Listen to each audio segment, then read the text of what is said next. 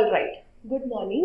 So today's lecture is about occurrence report, that is section 157, section 159, which deals with the power of the magistrate, and then section 160, 161, 162. It speaks about the statements taken by the police officer of various persons. All right, तो कल के lecture में हमने देखा था all about FIR. FIR क्या थी? जो इंफॉर्मेशन पुलिस ऑफिसर को मिलती है about a commission of a cognizable offence. Cognizable offence से रिलेटेड जो भी इंफॉर्मेशन पुलिस ऑफिसर को मिलती है वो पुलिस ऑफिसर इसके बेसिस पे एक एफआईआर बनाता है. ये हमने कल पढ़ा था, सेक्शन 154 ऑफ सीआरपीसी. अब जब पुलिस ऑफिसर के पास वो इंफॉर्मेशन पहुंच चुकी है, now what he has to do, that we will be dealing today. All right, so I will write today's topic section 157. Section 157 which deals with occurrence report. Occurrence report section 157 में दिया गया है occurrence report. अब इसको occurrence report क्यों बोलते हैं हम? Why this report is called occurrence report? कल हमने पढ़ा था FIR which is first information report. FIR को एफआईआर क्यों बोलते हैं? Because it is the first information. Which information? First detailed information about a cognizable offense received by the police officer. तो इसीलिए इस रिपोर्ट का नाम है फर्स्ट इंफॉर्मेशन रिपोर्ट. तो नेम इटसेल्फ सजेस्ट कि ये रिपोर्ट किस टाइप की है. वैसे ही अकरेंस रिपोर्ट, अकरेंस का मतलब है happening, something which is happening. तो अकरेंस रिपोर्ट मजिस्ट्रेट को दी जाती है. It is always given to the JM, to the judicial magistrate. Occurrence report JM को दी जाएगी. अब जेएम को क्या बता रहा है police officer? Police officer is notifying the judicial magistrate through the occurrence report that a cognizable offence has been committed. इसके साथ वो एफआईआर की एक कॉपी लगाएगा इस अकरेंस रिपोर्ट के साथ. और सबसे इंपॉर्टेंट चीज जो इस अकरेंस रिपोर्ट में लिखी जाती है पुलिस ऑफिसर के थ्रू, वो क्या लिखी जाती है कि whether the police officer is investigating और नॉट. ओके, ये एक रिपोर्ट है जो अकरेंस रिपोर्ट. हम इसको क्यों बोलते हैं? क्योंकि इसमें पुलिस ऑफिसर जेएम को ये चीज नोटिफाई कर रहा है कि through an FIR, obviously FIR की कॉपी लगा के, कि on this and this date this and this person committed this cognizable offence and there is a statement in this report that whether the police officer is investigating on that FIR or not. So this is known as occurrence report और ये section 157 of CRPC के अंदर given है. We'll just see the section. Section 157 CRPC. Section 157 CRPC क्या बोलता है? I'll read the relevant part of the section. If from the information received or otherwise, information received or otherwise. Yesterday, कल हम लोगों ने एक पॉइंट पढ़ा था कि is the investigation dependent upon FIR or not? And what we saw that investigation is not dependent on FIR. Investigation is not dependent on FIR. और इस बात का मैनिफेस्टेशन हमें सेक्शन 157 में दिखता है, जहां पे अकरेंस रिपोर्ट जो है कैसे दी जा सकती है? या तो इंफॉर्मेशन के थ्रू दी जा सकती है या फिर अदरवाइज. यहाँ पे जो वर्ड इंफॉर्मेशन यूज हुआ है इसका मतलब है एफआईआर, कि या तो एफआईआर के बेसिस पे वो अकरेंस रिपोर्ट दी जा रही है और अदरवाइज. अदरवाइज का मतलब है other than FIR, information receive other than FIR. जो हमने पढ़ा था इंफॉर्मेशन कंप्लेंट एंड एफआईआर, तो उसमें जो वो अदर इंफॉर्मेशन थी, जो रेजिडुअरी क्लॉज था उसका, जो कि ना ही एफआईआर में आएगा ना ही कंप्लेंट में आएगा, that is covered here. Okay, तो या तो एफआईआर के बेसिस पे या फिर otherwise any information other than the first information report, the police officer has a reason to suspect the commission of an offense under section 156. Section 156 क्या था? Section 156 was the procedure for cognizable offenses. The procedure for cognizable offenses. That means section 157 applies only on cognizable offenses. Section 157 applies only on cognizable offenses. It does not apply on non-cognizable offenses. It does not apply upon non-cognizable offenses. Okay? क्योंकि यहाँ पे क्या बोला गया है कि police officer has a reason to suspect कि commission हुआ है of an offence under section 156. 156 deals with cognizable offences only. Non cognizable offence का सेक्शन कौन सा था? 155. ओके, तो 156 की यहाँ बात की गई है, तो इसका मतलब कि अगर या तो एफआईआर के थ्रू या अदरवाइज पुलिस ऑफिसर को ये रीजनेबल सस्पिशन है कि कोई cognizable offence has been committed, तो वो क्या करेगा? He shall forthwith, please remember this word forthwith, send a report to the magistrate empowered to take cognizance upon such police report and shall proceed in person. या तो वो खुद से proceed करेगा पुलिस ऑफिसर, या फिर अपने किसी सब ऑर्डिनेट को डेप्यूट करेगा, अपने किसी सब ऑर्डिनेट को डेप्यूट करेगा, ओके, बाय जनरल और स्पेशल ऑर्डर टू, किस चीज के लिए डेप्यूट करेगा या कहाँ प्रोसीड करेगा? To proceed on the spot. On the spot, on the spot का मतलब है क्राइम सीन, जहां पे that offence has been committed, वहां पे जाएगा, या तो पर्सनली जाएगा या अपने सबऑर्डिनेट को भेजेगा. ऑलराइट, किस चीज के लिए भेजेगा? वो किस चीज के लिए भेजेगा? या तो इन्वेस्टिगेट करने के लिए, और अगर उसको लगता है कि डिस्कवरी हो सकती है वहां पे, मे बी अगर मर्डर कमिट हुआ है तो हमें मर्डर वेपन मिल सकता है, ठीक है, वहां पे अगर थेफ्ट हुआ है या फिर वहां पे एक्सीडेंट हुआ है तो कुछ रिमेन्स मिल सकते हैं, कुछ भी डिस्कवरी हो सकती है, ओके, या फिर अरेस्ट करने के लिए, इवन अरेस्ट करने के लिए, ओके. तो यहाँ पे द इन्वेस्टिगेशन, अगर वो ये सब कुछ कर रहा है, that means investigation has been started. Because ये सब चीजें, स्पॉट पे जाना, इन्वेस्टिगेट करना, डिस्कवरी ऑफ द ऑब्जेक्ट्स करना, अरेस्ट करना, it is a part of investigation only. Okay, तो this is the occurrence report, एक रिपोर्ट जिसमें पुलिस ऑफिसर को अगर रीजनेबल सस्पिशन है फ्रॉम ईदर द एफआईआर और otherwise, and he shall then forthwith. Forthwith का यहां मतलब है इमीडिएटली. इमीडिएटली. फोर्थविथ का यहां पे क्या मतलब है? फोर्थविथ का मतलब है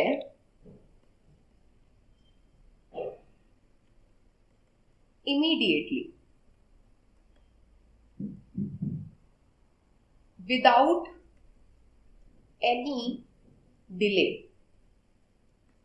विदाउट एनी डिले, इमीडिएटली वो क्या करेगा? एक रिपोर्ट सेंड करेगा मजिस्ट्रेट को, जिसमें वो ये लिखेगा कि what was the offence, that he has a reasonable suspicion and he is investigating the case, और he is deputing his subordinate to proceed on the spot और टू अरेस्ट और टू मेक एनी डिस्कवरी. या वो ये भी लिख सकता है कि that he is not investigating the case and then reasons for that, कि वो क्यों इन्वेस्टिगेट नहीं करना चाह रहा है. तो ये एक रिपोर्ट बना के वो forthwith, immediately and as it is. इसीलिए यहाँ पे एफआईआर की कॉपी लगाई जाती है, क्योंकि एफआईआर क्या होती है? वो रिपोर्ट होती है जो इन्फॉर्मेंट खुद स्टेटमेंट देके बनवाता है, ओके, तो इन्फॉर्मेंट को, क्योंकि FIR is read over to the informant also, तो it is the true statement of the offence और इंसिडेंट। FIR क्या होता है, क्योंकि इन्फॉर्मेंट खुद दे रहा है तो वो इन्फॉर्मेंट एक आई विटनेस भी हो सकता है, तो it is obviously the most truthful statement of the incident that has been committed, तो इसीलिए FIR की कॉपी लगाई जाएगी एज इट इज। ओके, तो फोर्थविथ का यहाँ पे मतलब है without any delay and as it is. क्यों यहाँ पे वर्ड फोर्थविथ यूज हुआ है? व्हाई?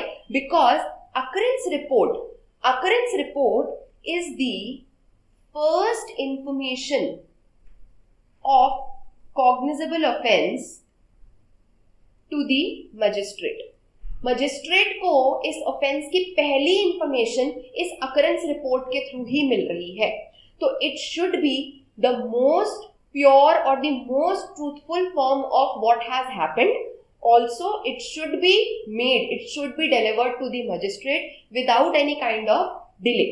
बिकॉज ये पहली इंफॉर्मेशन है जो एक मैजिस्ट्रेट को मिल रही है कि क्या हुआ है, तो यहीं से the magistrate will apply his judicial mind.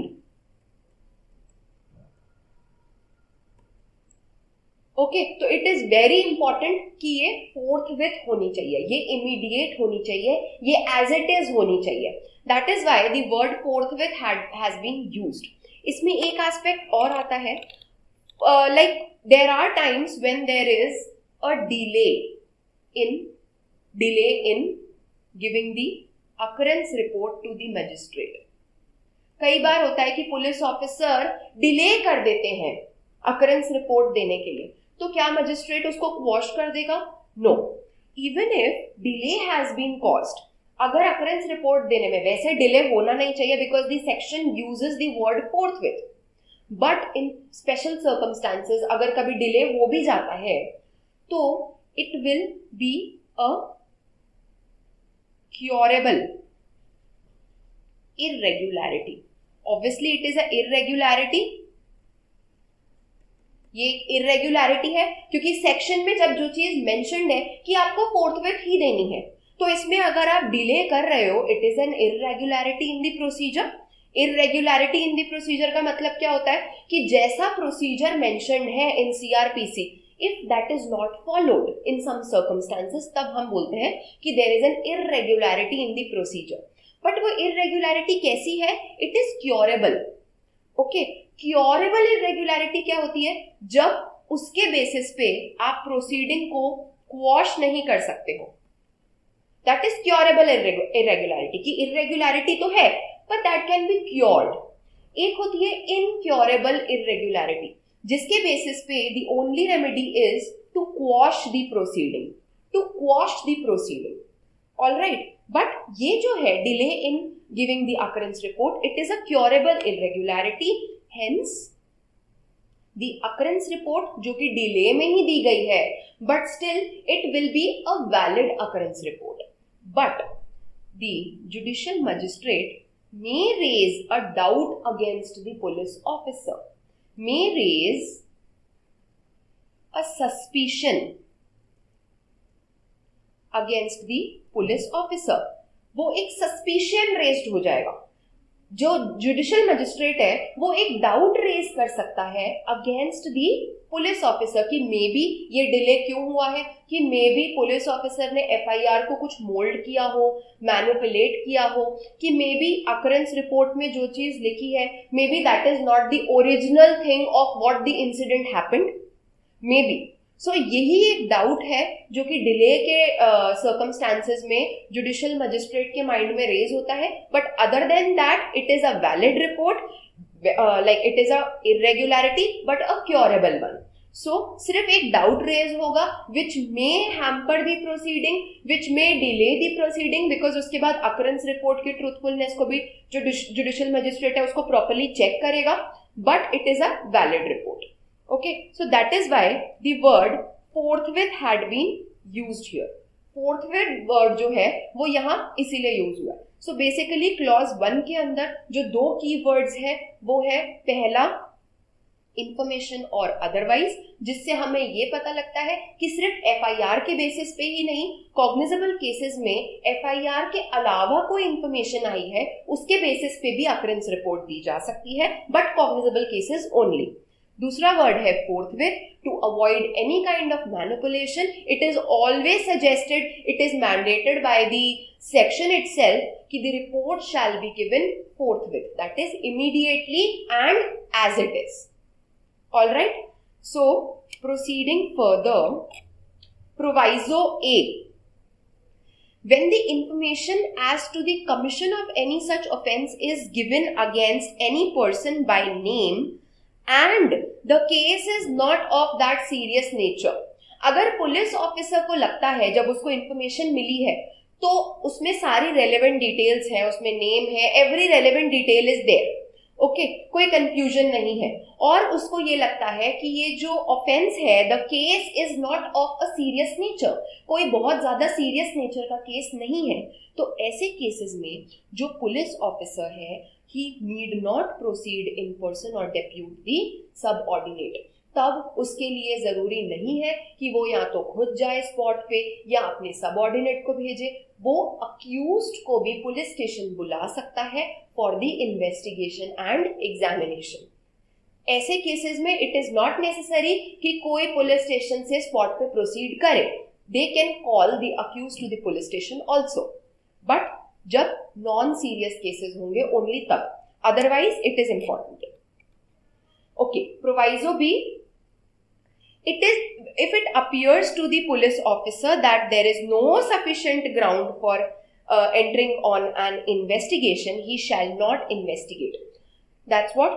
अगर पुलिस ऑफिसर को लगता है इंफॉर्मेशन देख के, एफआईआर देख के, कि ये कोई ऐसा केस नहीं है, कि ऐसे कोई सफिशिएंट ग्राउंड, रीजनेबल ग्राउंड नहीं बन रहा है कि इन्वेस्टिगेशन कंडक्ट की जाए, maybe some links of the case are missing, maybe he might feel that it is a false FIR, तो if he has sufficient reason to believe कि कोई sufficient ground नहीं है कि investigation इस पे किया जाए, then he can decide that he shall not investigate on that case.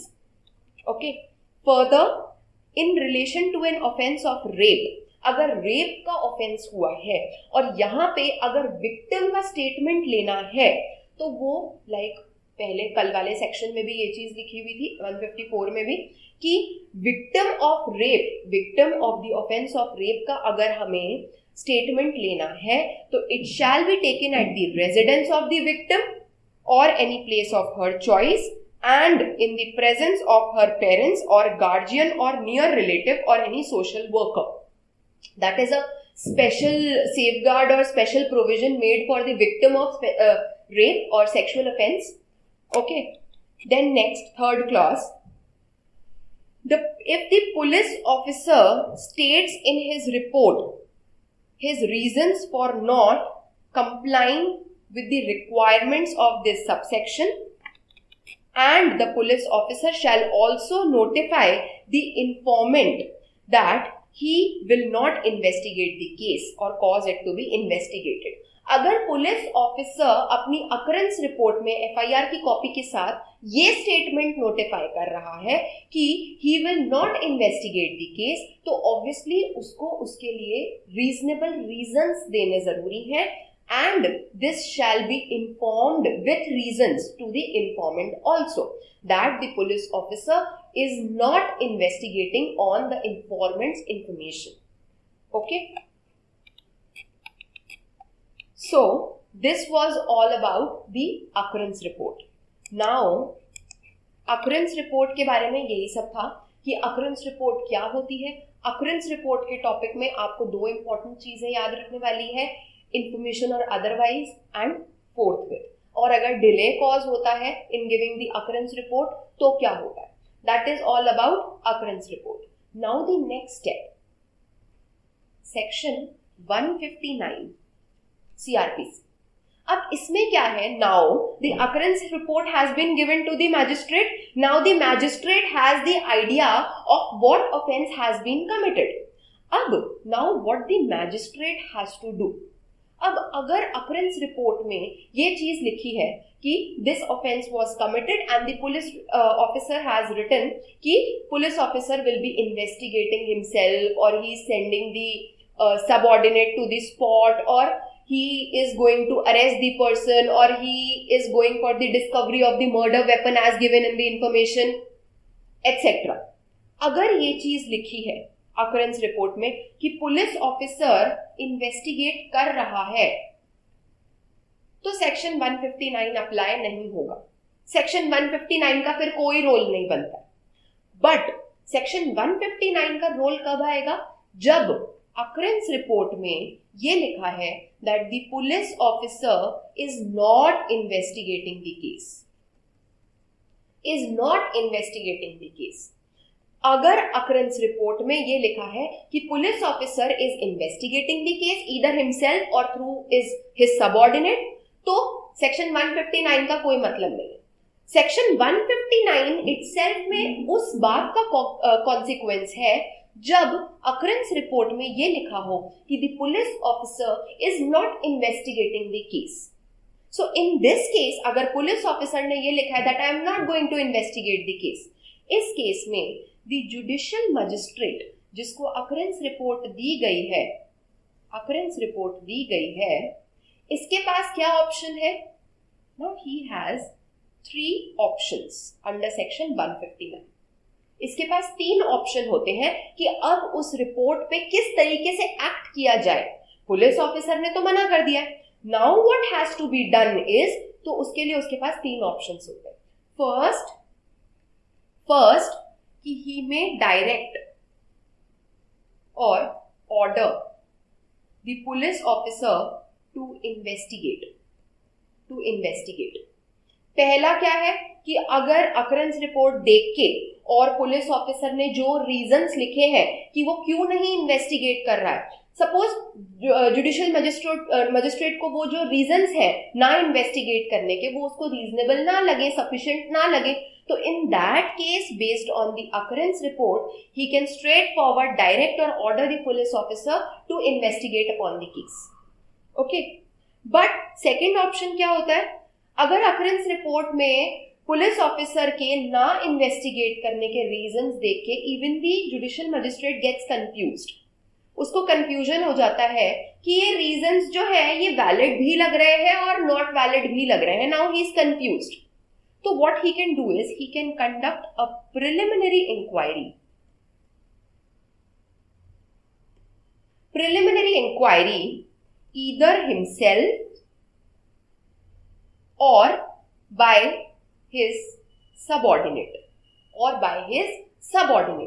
वो एक प्रिलिमिनरी इंक्वायरी कंडक्ट कर सकता है.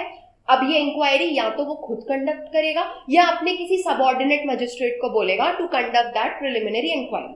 ये इंक्वायरी किस चीज के रिगार्डिंग होती है? This inquiry is held regarding whether investigation should be done or not. इस इंक्वायरी में ये चीज इंक्वायर करी जाएगी because the JM is also confused now. Second option में, फर्स्ट वाले में जेएम वॉज श्योर कि पुलिस ऑफिसर ने वैलिड रीजंस नहीं दिए हैं नॉट टू इन्वेस्टिगेट के, तो he will directly order the police officer to conduct the investigation. But in second point the JM is also confused. So he has to make himself very sure about whether to conduct the investigation or not. तो he will conduct a preliminary inquiry. या तो खुद conduct करेगा या अपने subordinate magistrate से conduct करवाएगा. और इसमें क्या चीज डिसाइड की जाएगी कि whether to conduct the investigation or not. All right. Second option ये होता है इस पे एक्ट करने का. थर्ड इज वो इन्वेस्टिगेशन वाले पॉइंट को क्लोज कर देगा.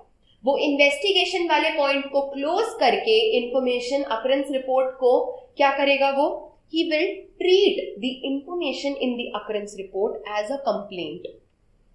ही will treat as if it was a complaint under section 200 directly to the magistrate and then he will conduct the complaint proceedings on that under section 200 onwards. Okay, so that is the third option he has. First option क्या था? Directly बोल देगा, order कर देगा police officer को to investigate on the case.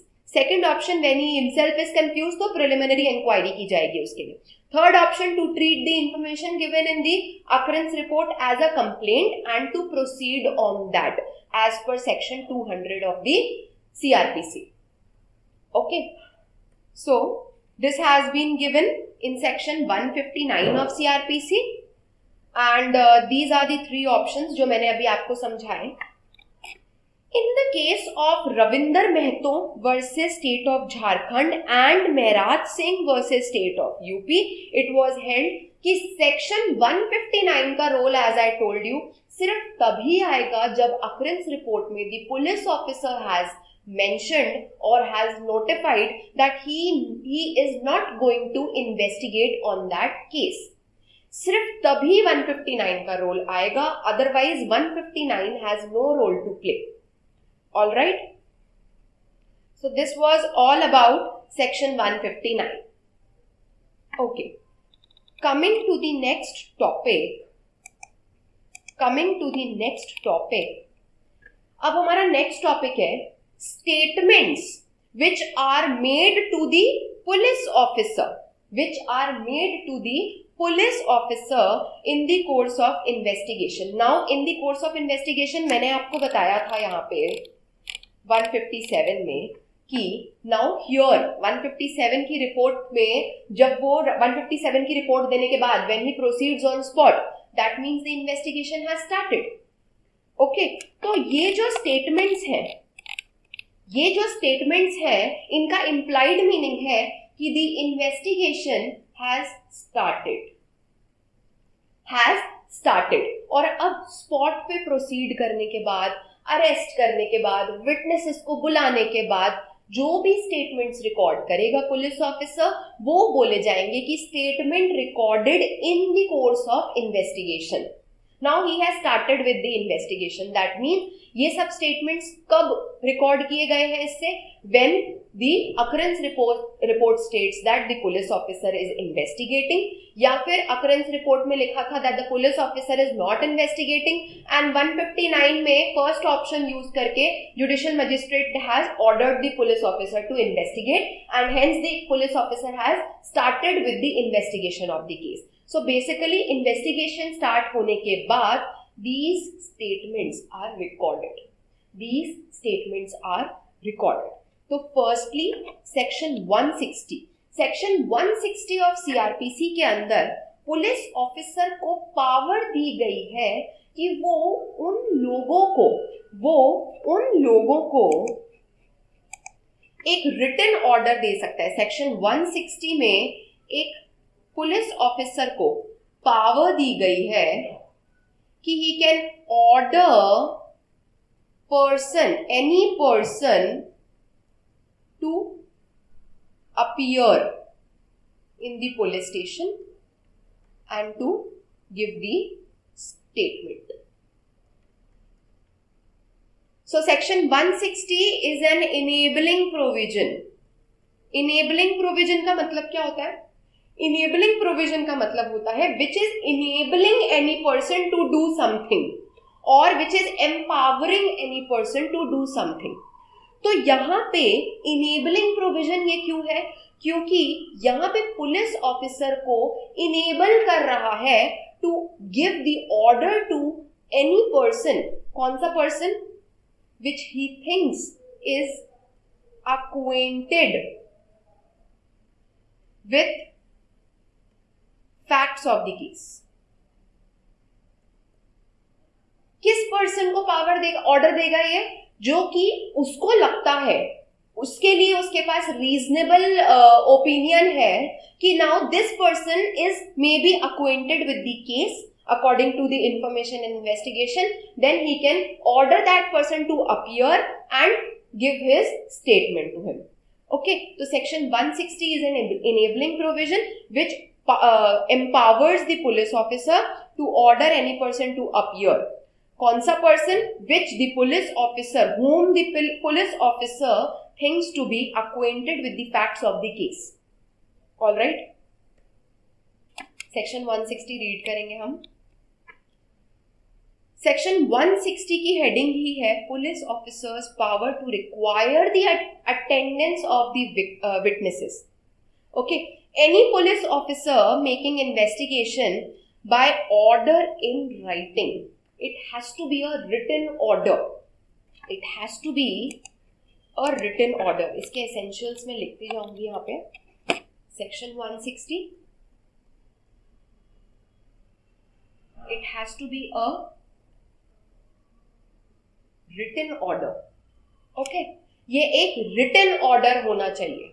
What if अगर ये by chance ये ओरल ऑर्डर था, what will happen कि वो रिटन ऑर्डर ना देके, राइटिंग में किसी को ऑर्डर ना देके टू अपीयर, वो ओरली कॉल करके किसी को बोल देता है to appear before himself and to get his statement recorded to him, then it will be an irregularity, because section में क्या लिखा है कि it should be a written order, और अगर हम उसको फॉलो नहीं कर रहे हैं, आई टोल्ड यू कि वो एक इरेग्युलरिटी इन द प्रोसीजर होगा, but it will be a curable irregularity and the order will be a valid order. भले ही ओरल हो, still the person is bound to appear. जिस पर्सन को भेजा गया है ऑर्डर या जिस पर्सन को कॉल करके बोला गया है, वो ये नहीं बोल सकता है कि ये तो रिटन ऑर्डर नहीं था, I will not appear. No, written order होना चाहिए, सेक्शन में ये लिखा है, लेकिन अगर ओरल ऑर्डर होता है तो it is a curable irregularity and the person is still bound to appear. All right, so this was the understanding of order in writing. Okay, order in writing require the attendance before himself of any person within the limits of his own, which appears to be, who appears to be acquainted with the facts of the case, and such person shall attend the so required. Okay, ये है shall attend, यहाँ पे shall attend लिखा है, और ये second वाला इसका एस्पेक्ट क्या है, that I am going to tell you after the shall one. The word used is shall attend. That means the person जिसको ऑर्डर किया गया है, he is bound to attend. He is bound to attend. Okay. Second इसका हम लोग अगर इसकी understanding देखते हैं तो कई बार सेक्शन 160 का जो ऑर्डर है, जो ऑर्डर पुलिस ऑफिसर एक विटनेस को करता है, it is most of the time got confused with summons of the court. Court जो समन्स देता है वो भी किस चीज के लिए होता है, to appear before the court. Appear होने के लिए कोर्ट समन्स पास करता है, समन्स सेंड करता है टू द विटनेसेस। क्या ये सेक्शन 160 का जो ऑर्डर है, it is as similar to the summons of the court? No, no, it is not summons of the court, rather it is just an order of the police officer to appear before himself. Summons जो होता है वो हमेशा court के through भेजा जाता है, लेकिन 160 का जो ऑर्डर है, it is sent by a police officer. Summons जो होता है वो कोर्ट में अपीयर के लिए होता है, 160 का जो ऑर्डर है, it is to appear before the police officer और to go to the police station and get his statement recorded, that's it. अगर समन्स नहीं फॉलो किया जाता है, फॉर एग्जाम्पल अगर एक पर्सन को समन्स भेजा गया है and the person डिसओबेज the summons and not appears even after getting the summons, तो इसके लिए the court can pass consequential order. That is, court जो है उसके लिए consequential order पास करता है कि उस पर्सन पे, उस विटनेस पे जो समन्स के बाद भी अपीयर नहीं हुआ है, उस पे या तो कोई फाइन लगाते हैं, पेनल्टी लगाते हैं, या उसको इम्प्रिजनमेंट करते हैं, ठीक है, व्हाटएवर, उसके लिए consequential order होता है। बट हियर अगर पुलिस ऑफिसर ने ऑर्डर दिया है, it is a shall object, obviously it is a shall provision, so he is bound to appear, but what if he does not appears? मिलने के बाद, order मिलने के बाद पुलिस ऑफिसर का वो अपीयर नहीं करता है, तो क्या समन्स के जैसे पुलिस ऑफिसर भी कॉन्सिक्वेंशियल ऑर्डर पास कर सकता है इसके लिए? No, no consequential order can be passed. And that is the difference between order of section 160 and summons sent by the court. Summons को अगर आप डिसोबे करोगे तो कॉन्सिक्वेंशियल ऑर्डर कर देगा कोर्ट, लेकिन अगर सेक्शन 160 के ऑर्डर जो कि पुलिस ऑफिसर ने किया है अगर आप उसको डिसोबे कर रहे हो तो then no consequential order can be passed, but the person can be held liable under section 174 of IPC, which deals with disobeying the order of any public authority. Okay, section 174 में punishment दी गई है उस person के लिए जो public authority का जो order है उसको डिसोबे करता है. तो सिर्फ आप 174 के सेक्शन आईपीसी के लिए लायबल हो सकते हो, बट पुलिस ऑफिसर अपनी तरफ से कोई कॉन्सिक्वेंशियल ऑर्डर पास नहीं कर सकता है if the person does not appear before the police officer और इन द पुलिस स्टेशन. सो ये इस सेक्शन के 3 एस्पेक्ट्स हैं, इस सेक्शन की 3 मेन अंडरस्टैंडिंग पॉइंट्स हैं. Now we'll read the section and then understand clause wise. First clause we have done. Proviso, no male person under the age of 15 years or 65 years or a woman or a mentally or physically disabled person shall be required to attend at any place other than the place in which the person or woman resides.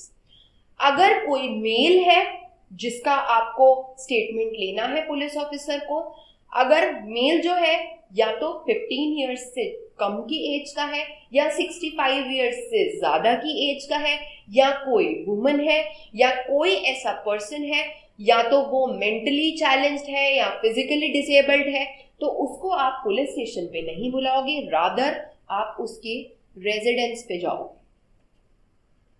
Police officer को उसके residence पे जाना पड़ेगा, उनको police station में नहीं बुलाया जाता है. ये जो क्वेश्चन है, ये वाला जो एक पॉइंट है, ये प्रीलिम्स में पूछा जाता है.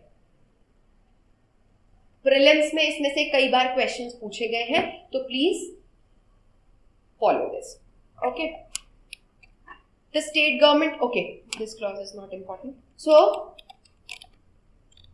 this is all about section 160 of CRPC, जहां पे पुलिस ऑफिसर ने अब ऑर्डर दे दिया है अपीयर होने के लिए.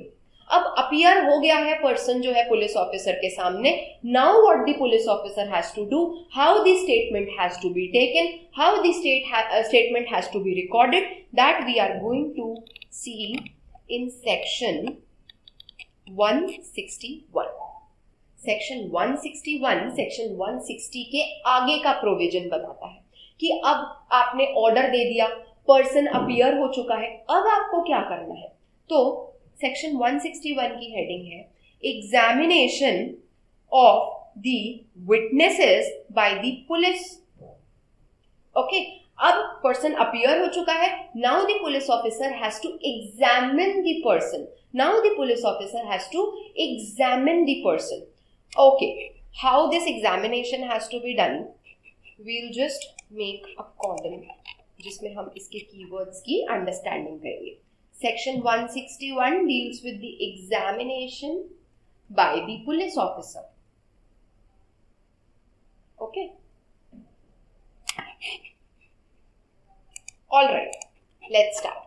Any police officer making an investigation or any officer not below the rank as the state government by order prescribed acting on the requisition of such officer may examine orally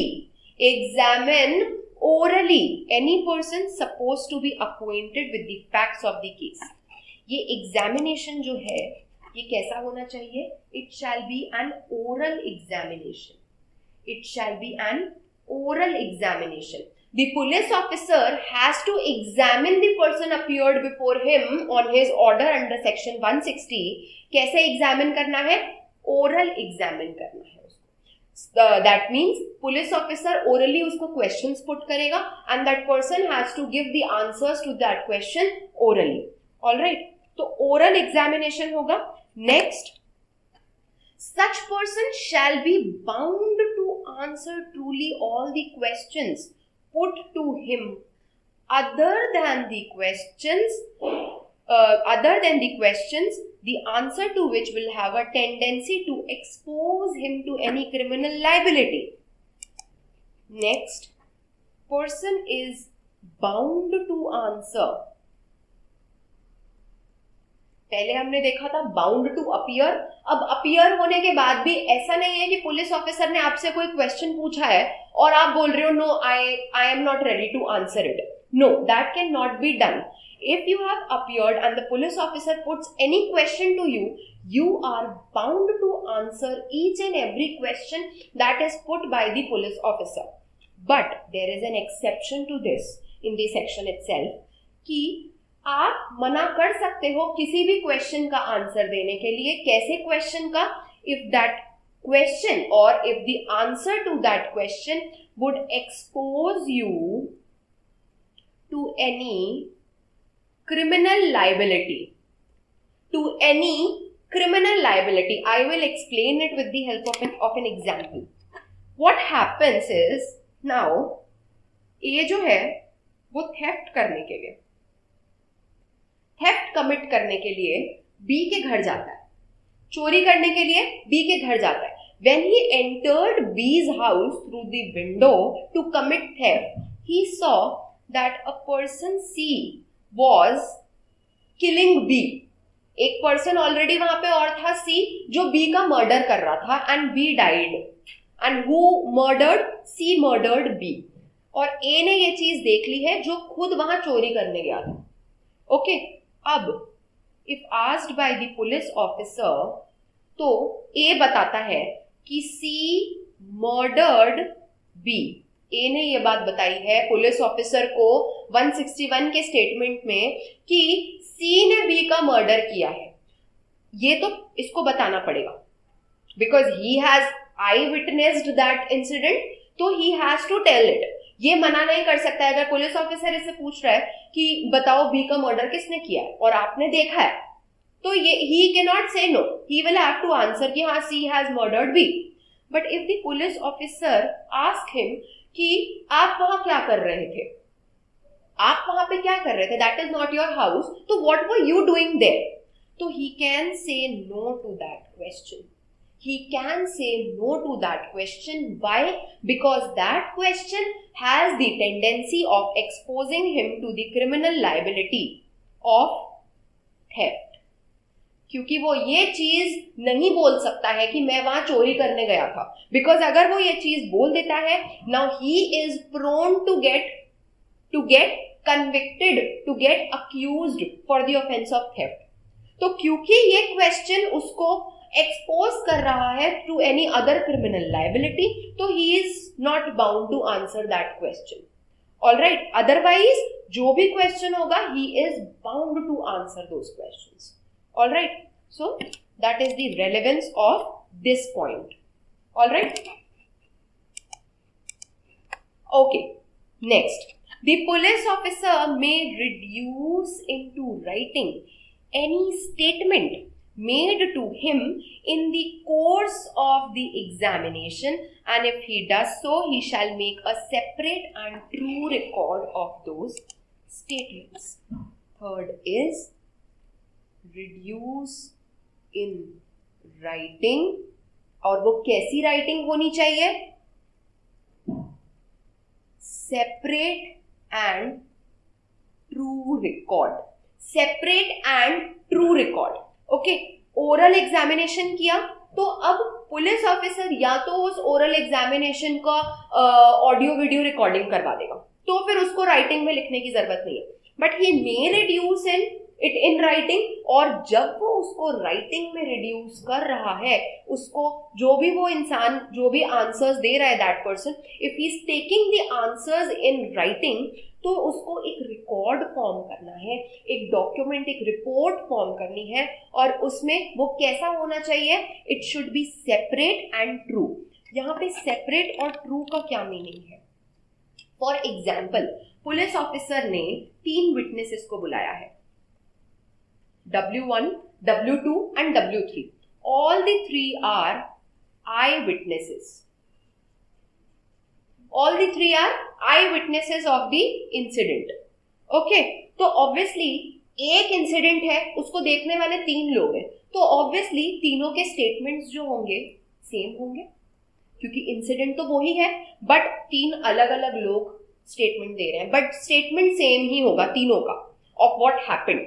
alright, तो police officer ने क्या किया, एक ही report बना ली जिसमें तीनों के statement लिख लिए, combined report, a mixed up report. But that will not be a valid report. That will not be a valid report. वो एक ही सेंटेंस में तीनों का स्टेटमेंट, क्योंकि सेम स्टेटमेंट है तो तीनों का स्टेटमेंट रिकॉर्ड कर ले रहा है, या मे बी W1 का स्टेटमेंट रिकॉर्ड कर लिया एंड आफ्टर एनालाइजिंग की बाकी 2 के तो स्टेटमेंट सेम है, तो बस इन दोनों के आगे W1 का स्टेटमेंट तो उसने एज इट इज रिकॉर्ड कर लिया, W2 के आगे लिख दिया सेम, W3 के आगे भी लिख दिया same. That is not the correct way. That is not the correct way. Because section में क्या words use हुए हैं, separate and true. Section में क्या word use हुए हैं, separate and true. भले ही तीनों witnesses के statement same है, but उसको तीनों witness के separate statement लेने होंगे, सेपरेट स्टेटमेंट लेने होंगे। ऑलराइट, सेपरेट का मतलब है आप मिक्स्ड फॉर्म ऑफ स्टेटमेंट्स नहीं लिख सकते हो, अगर आप राइटिंग में लिख रहे हो तो आपको सेपरेटली सारे स्टेटमेंट्स को लिखना पड़ेगा। और ट्रू का क्या मतलब है, ट्रू का मतलब है एज इट इज, बिकॉज ये जो एग्जामिनेशन होता है it is always done in question and answer form, it is always done in question and answer form, and that too in first person.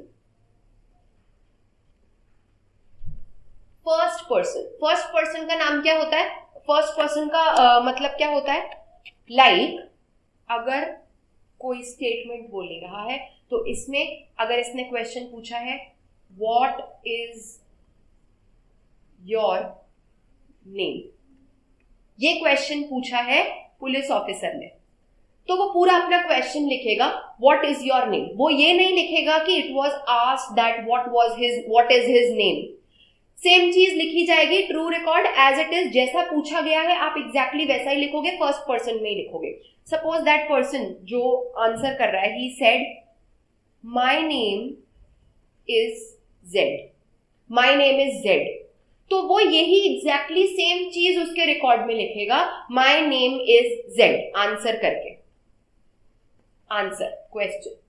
Okay, वो ये नहीं लिखेगा कि he said that his name is Z, no, ये क्योंकि ये first person में लिया जाता है और इसीलिए हम यहाँ पे वर्ड यूज कर रहे हैं सेक्शन में ट्रू। ट्रू का मतलब है as it is, as it is. So ये 3 इसके एस्पेक्ट्स हैं सेक्शन 161 के। फर्स्टली ओरल एग्जामिनेशन होगा ये, secondly bound to answer except this exception, thirdly अगर राइटिंग में रिड्यूस कर रहा है तो वो रिकॉर्ड कैसा होना चाहिए, it should be separate and true record. Alright, okay, going further, अगर आप जिसका स्टेटमेंट ले रहे हो if that person is a victim of any sexual offence, ये सारे सेक्शंस सेक्सुअल ऑफेंस, तो the statement shall be recorded by the woman police officer और any woman officer. That safeguard जो हर एक सेक्शन में दिया गया है सेक्सुअल ऑफेंस विक्टिम के लिए, that is present in this section also. Alright, so this was the understanding of section 161.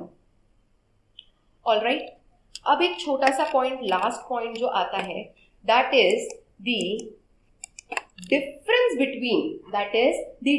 between section 161 clause 2 and section 132. This is CRPC, section 132 Indian Evidence Act.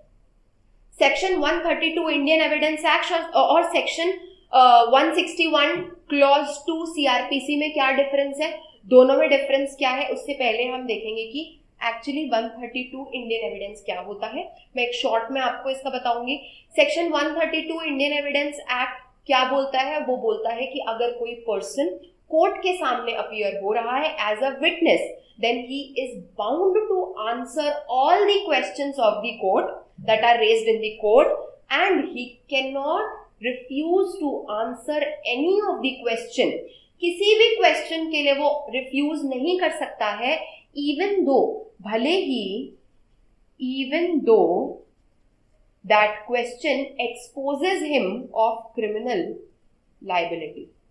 भले ही वो question उसको criminal liability के लिए expose कर रहा है, उसके लिए भी वो रिफ्यूज नहीं कर सकता है। 132 में इवन उसको वो वाला क्वेश्चन भी आंसर करना है जो उसकी क्रिमिनल लाइबिलिटी के लिए उसको एक्सपोज कर रहा है। वेराज जो हमने इससे पहले देखा कि 161 क्लॉज 2 में he is not bound to answer that question जो कि उसको क्रिमिनली लाइबली एक्सपोज कर रहा है, क्रिमिनल लाइबिलिटी के लिए एक्सपोज कर रहा है। तो ये एक मेजर डिफरेंस है दोनों में। रेस्ट सेक्शन 161 क्लॉज 2 जो है वो क्या कहता है, सेक्शन 161 क्लॉज 2 बोलता है कि पुलिस ऑफिसर अगर आपसे कोई क्वेश्चन पूछ रहा है, आप बाउंड हो अदर देन दोस क्वेश्चन। तो सेक्शन 161 क्लॉज 2 के अंदर the question is asked by the police officer, whereas under section 132 the question is asked by the court. That is the difference. क्योंकि दोनों की लैंग्वेज सेम है, इसीलिए हम इन दोनों के बीच में डिफरेंस देख रहे हैं। सेक्शन 161 क्लॉज 2, इसमें the person is excused from answering the questions which expose him to criminal liability, whereas जो मेजर डिफरेंस जो मैंने अभी आपको बताया, सेक्शन 132 में even though the question exposes him of his criminal liability, still he cannot refuse. Still he is bound to answer. That is the major and the most important difference between both the sections. And third, छोटा सा difference क्या है कि section 161 के जो statement है ये police investigation की stage के time पे record करता है। अभी इन्वेस्टिगेशन चल रही है, पुलिस ने इन्वेस्टिगेशन करना शुरू किया है, इसीलिए उनको अपीयर करवा के उनका एग्जामिनेशन कर रहा है। तो this is during the stage of investigation, whereas 132 का जो स्टेटमेंट है it is given in the stage of trial,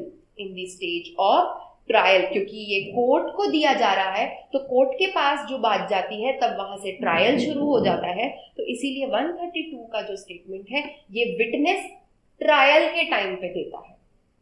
all right, so this is the difference between section 161 clause 2 CRPC and section 132 Indian evidence act. So this was all about section 160, 161 और उससे पहले हमने आज पढ़ा 157, then 159, then section 160 and then section 161. In the upcoming class we will be starting with section 162 which is a bar. So wo I will be explaining in the next class.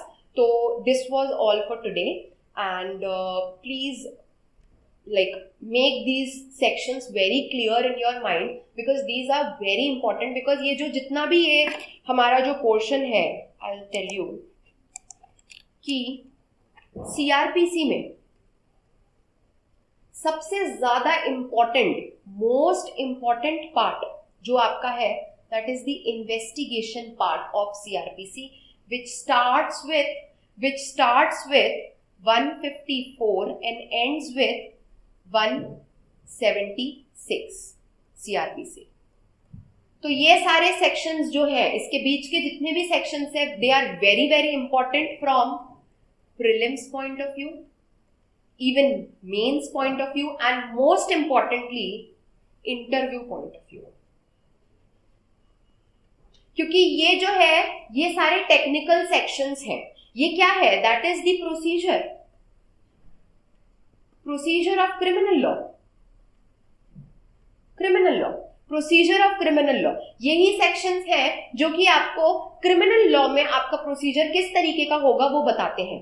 तो prelims में इसके question आते हैं, mains में इसके question आते हैं, but interview में this is most frequently asked, this is most frequently asked, because इसमें सारी technicalities of law of crime आती है, कि प्रोसीजर की छोटी छोटी माइनर टेक्निकलिटीज क्या है वो इसमें आता है.